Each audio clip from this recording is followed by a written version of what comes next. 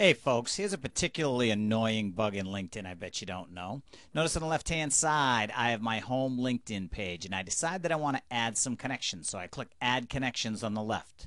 When I do that, over on the right hand side you have the option to enter email addresses. And by the way, in case you didn't know, this feature in the lower right hand corner, you can pull this piece and make that window a little bit bigger.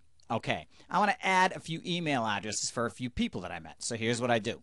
I grab the email addresses from a separate file that I have, and notice that the file has the email addresses separated by different lines. Now, there are no commas in there, and in fairness to LinkedIn, it does say separate each address by a comma, but wouldn't you think that if you had three email addresses on three different lines that it would know the differences between the two, or at least tell you that it wasn't doing it the right way?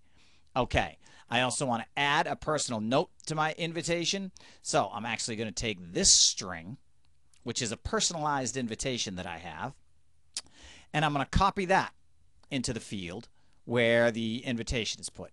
And that way these people all get a customized invitation. I can also stretch out this component and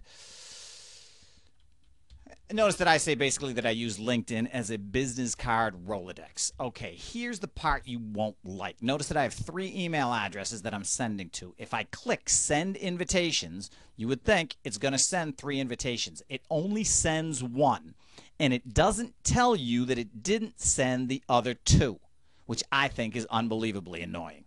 Okay, if I now take these other two email addresses and I move them into the email address field and I separate them with a comma, then I take the personal note field and again I will grab this personal note that I have. If I now send the invitation, you'll notice that now it does send the invitation to two people successfully.